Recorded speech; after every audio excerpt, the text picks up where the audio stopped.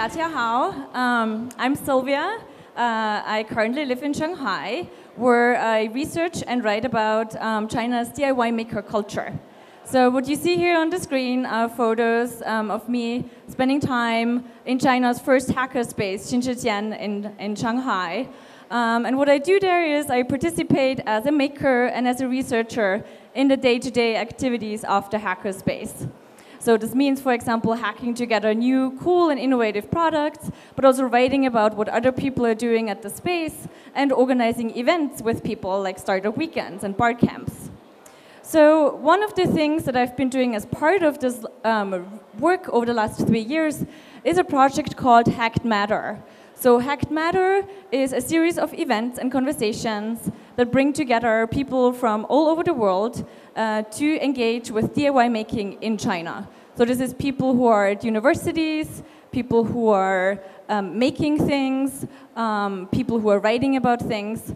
And I want to introduce you briefly to this work by showing you a clip from our last Hacked Matter event that took place in Shanghai alongside the Maker Carnival just about 2 weeks ago. So what you will see here is snapshots from people who participated, like Zach, who is in the audience as well, from MakerBot, Massimo Banzi from Arduino, Tom Igo from NYU ITP. So the Maker Carnival here is the second carnival, Maker Carnival in China. The first one was in Beijing in 2012, and Justin Wang, one of the organizers, is also here in the audience and will speak later today. Some of you were there, Maker Bar Taipei, for example. And what you see here is us touring through the Maker Carnival, meeting the makers, both from Southeast Asia, from China, but also from North America and Europe. So this is, for example, Mitch Altman, who is the co-founder of the hackerspace San Francisco called Noisebridge, who is currently touring around the world to introduce the potential of hackerspaces in terms of local innovation building. We also had a showcase on DIY, do-it-yourself bio. So this is Andreas Siagian from Indonesia, who turns webcams into microscopes. We had a panel on the role of science fiction in DIY making. Oh my God, that stuff is so cool. I want to be in space. Can we actually turn up the volume a little bit? Pretty much captures almost science fiction's main side effects. Questions that we have to address in this session about now and the future. We're not talking about some kind of grand unified theory here. There is no unification.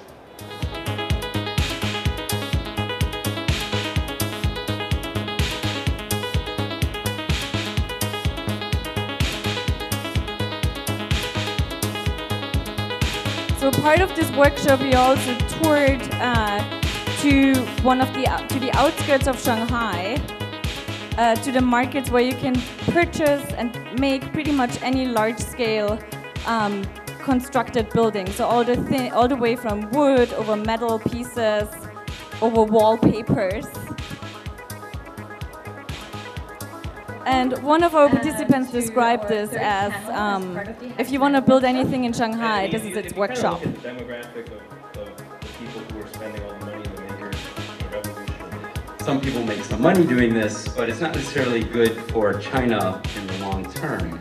We have taught how to resolve problems to have a strong heart, a mindset to overcome difficulties. It takes a lot longer to do than we're going to have on hackerspaces. And I think Mitch is the perfect example for. This is Ricky from DF Robot in Shanghai, who is doing open source hardware robotics. And as part of this workshop, we also organized a session on DIY hands-on hacking. So this was DIY bio and applying ideas of making and hacking to science and bio work. And this took actually place at the new NYU New York University Shanghai office and space. So here you see us turning the webcams into microscopes. So this is an open science, DIY science project.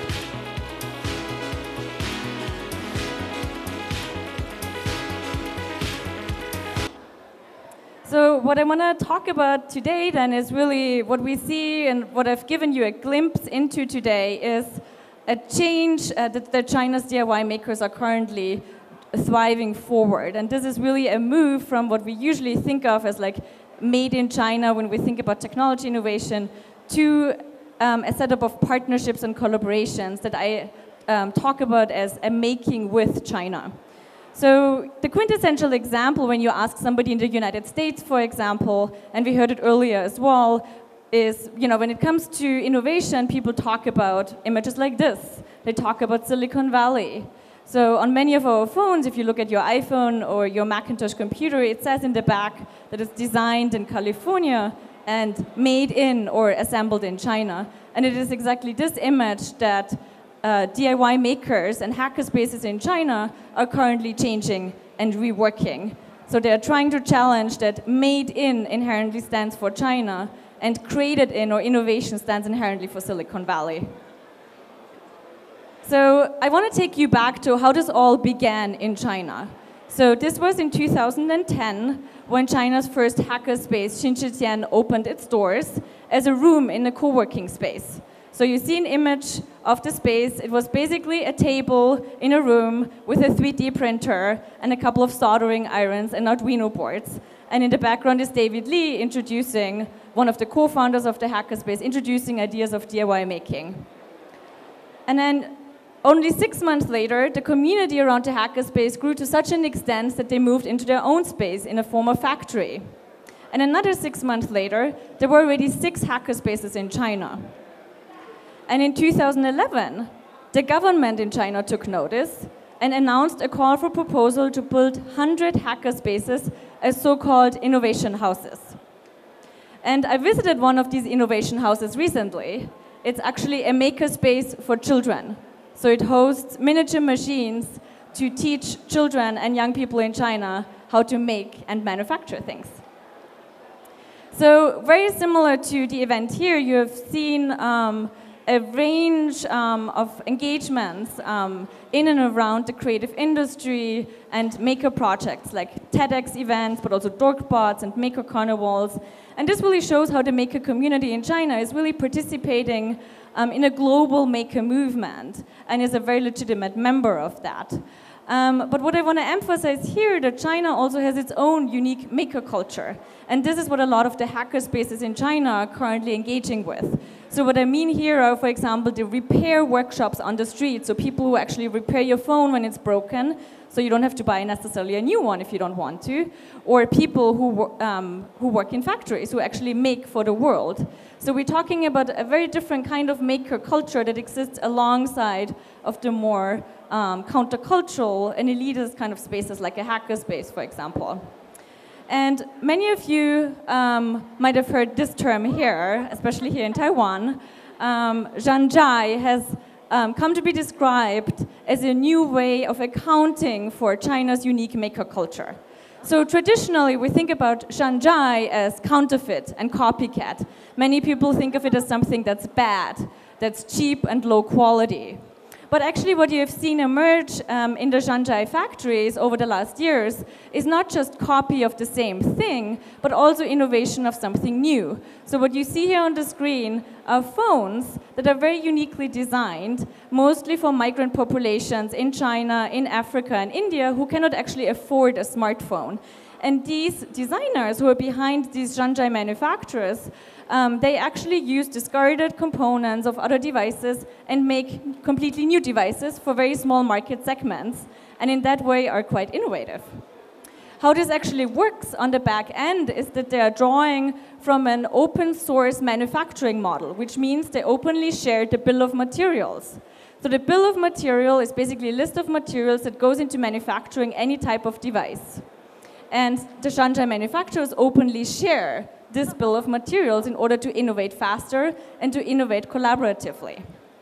So the DIY makers in China actually have begun leveraging this open source manufacturing ecosystem that we see in China, not just in Shenzhen, but in China more broadly. So this is a photo of Eric Pan, who founded Seed Studio in 2008, which produces open source hardware products similar to the Arduino. And this all began about 4 years ago when Eric found a copycat, a Zhanzhai version of the Arduino in Shenzhen, and then turned it into Seeduino, which actually exceeds in quality the Arduino and offers it at a lower price, because Seed Studio actually leverages the Shanghai and open source manufacturing ecosystem in Shenzhen. And this is actually how Eric Pan and Seed Studio label some of their products. They're not labeled as made in China, but as innovate with China. And with this message, I want to leave you today, and thank you so much for your attention. Look forward to your questions later.